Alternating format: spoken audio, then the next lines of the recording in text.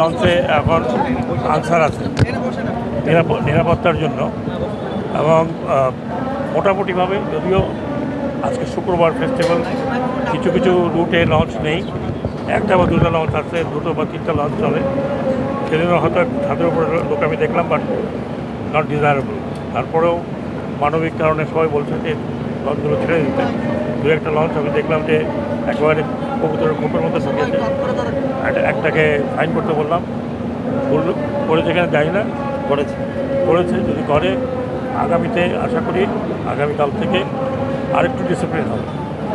এবং রাস্তা যা দেখলাম, আমি ওটুকু বলতে পারি যে অতীতের থেকে অনেক বেটার। যদিও আমি স্যাটিসফাইড না, আরও ভালো হওয়া উচিত।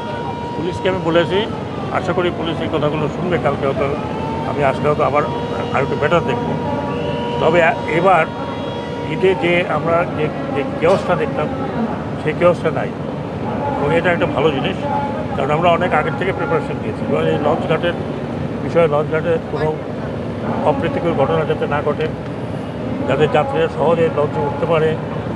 এখানে তো আগে দেখতাম যে সব হকাররা থাকতো, ঘটা যেত না, রাস্তাঘাটে হকাররা অর্ধেক ধরে রাখছে। সেগুলো তো আমি আসবো বলে উঠে ফেলতে আমি পুলিশকে নির্দেশনা দিয়েছি যাতে কালকে সকাল থেকে তৎপর থাকে এখানে। আমি আমাদের স্বরাষ্ট্র উপদেষ্টাকে অনুরোধ করেছি যাতে আরও কিছু অফিসার, আরও কিছু পুলিশের লাইন দেয়। অন্যান্য রাস্তা তো ভালোই আছে, এবার যে অন্যান্য রাস্তাগুলো ভালোই আছে, লঞ্চঘাটে একটু ভিড় বেশি থাকে। আর এটাই আমাদের দক্ষিণবঙ্গে যাওয়ার সহজ এবং সস্তা উপায়। তো সব দিক থেকে আমি মনে করি স্যাটিসফাই। এর যাতে বেটার হতো বাংলাদেশে করা খুব ডিফিকাল্ট, চেষ্টা করবো যাতে এর যাতে বেটার হয়। সবচেয়ে বড় সমস্যা হচ্ছে যে দক্ষিণের যে সিটি কর্পোরেশন আছে, তারা কোনো উদ্যোগ নেয়নি এই রাস্তাটাকে অন্তত মানে চলাচলের খুঁজে।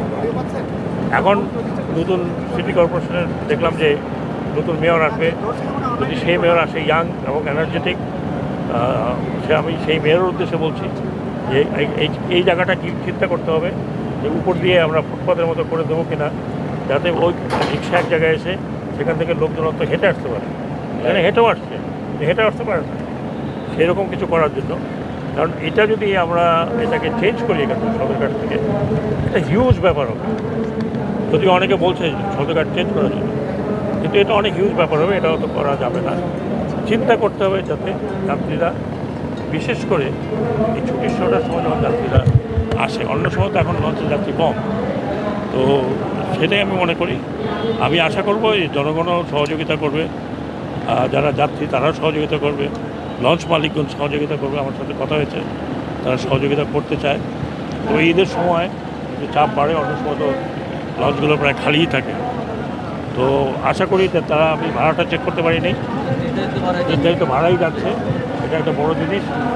আনসার আছে, এটা একটা বড় জিনিস, এবং মোটামুটিভাবে সময় মতো লঞ্চ ছাড়ছে। আমি বলেছি যে সকালেও কেউ ছাড়তে চায়, সকালে ছেড়ে বিকেলে আসতে চায়, তাদের জন্য ওপেন আছে। তো আশা করি এবার ঈদে অনেক সহজ, অন্যান্য ঈদের তুলনায় আমার যে অভিজ্ঞতা তার তুলনায় এবার অনেক বেটার আছে।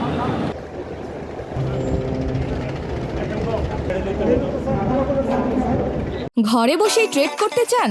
তাহলে আমরা দিচ্ছি তার বেস্ট সলিউশন।